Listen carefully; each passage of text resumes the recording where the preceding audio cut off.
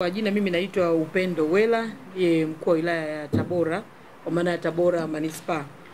Kimsingi kuhusiana na swala zima la uchaguzi mkuu wa mwaka huu 2025 ambao unatarajiwa kufanyika hapo kesho kwa maana ya tarehe 29 ya mwezi wa 10 mwaka 2025, maandalizi yake yako vizuri. Kwa maana nikizungumzia maandalizi, maana yake hapa ninaizungumzia Tume Huru ya Taifa ya Uchaguzi ambayo watumishi wa tume wapo pia hapa kwetu kwenye manispaa ya Tabora, na kwa taarifa ambazo wametupatia ni kwamba maandalizi yote yanakwenda vizuri.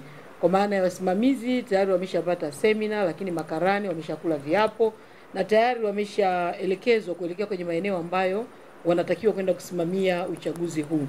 Lakini pia tukizungumzia swala zima la vituo vya kupigia kura, kimsingi kwenye wilaya yetu kuna vituo 586 kwa ujumla wake, vituo vya kupigia kura. Na kwenye vituo hivi manake vituo 348 venyewe viko kwenye majengo ya kudumu, kwa maana majengo zile taasisi za serikali.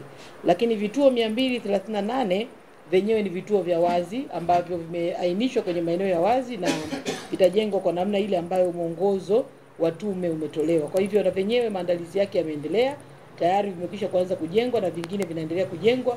Manake mpaka kufika hapo kesho kila kituo kinachotakiwa kutumika kwa ajili ya zoezi zima la kupigia kura kitakuwa tayari, na wananchi wanasisitizwa kuendelea kujitokeza kwa sababu tayari wameshapewa hamasa ya kujitokeza kwenda kupiga kura.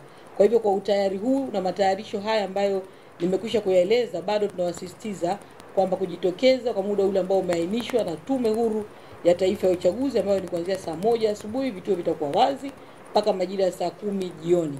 Kwa hivyo sisi kama kiongozi mwenye dhamana ya wilaya ya Tabora, ninaendelea kuhamasisha wananchi wa wilaya hii kujitokeza kwa wingi ili kwenda kutumia haki yao ya msingi ya kidemokrasia ya kuchagua kiongozi wanayemtaka katika kipindi hiko cha miaka mitano.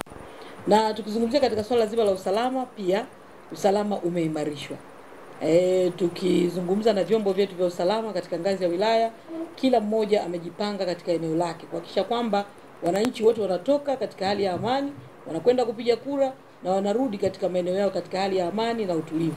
Na mpaka sasa hivi ninavyozungumza ni kwamba hali ni shwari na kila mtu anaendelea na majukumu yake. Kwa hivyo na kesho vivyo hivyo tunawasisitiza wananchi watoke waende wakapiga kura kwa sababu usalama umeimarishwa katika maeneo yote. Na baada ya hapo basi ni vyema warudi kwenda kusubiria sasa matokeo pale yatakokuwa tayari muda umekamilika, vituo vimefungwa, na yatakapohesabiwa basi yataweza kubandikwa na wanaweza kurudi kwenda kuangalia matokeo, lakini wakishapiga vizuri warudi wakaenda kutulia nyumbani. Tuzungumzie idadi ya wapiga kura kwa maana kwenye wilaya yetu hapa kwenye manispaa yetu ya Tabora, kwa ujumla wapiga kura waliojiandikisha ni 220,740 kwa ujumla wake. Kwa maana hiyo idadi hii manake sasa imegawanywa kwenye kata mbalimbali, na kama tunavyojua tuna kata 29.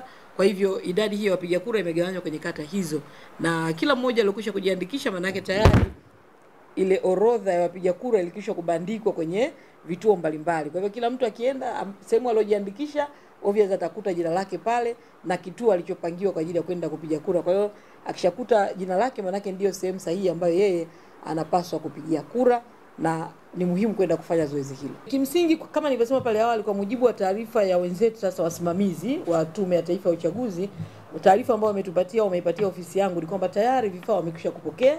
Vifaa vyote muhimu ambavyo vinatakiwa kwa ajili ya zoezi hili vimeshapokelewa. Na hivi tunavyozungumza tayari wengine walishapewa kwa maana wale wasimamizi kwa ajili ya kwenda kwenye vituo vyao sasa kuendelea na zoezi. Kwa hivyo vifaa vyote vinavyotakiwa vimeshafika na wasimamizi wameshakabidhiwa kwa ajili sasa ya kwenda tu kusubiria hapo kesho ili kwenda kusimamia zoezi zima katika maeneo yao.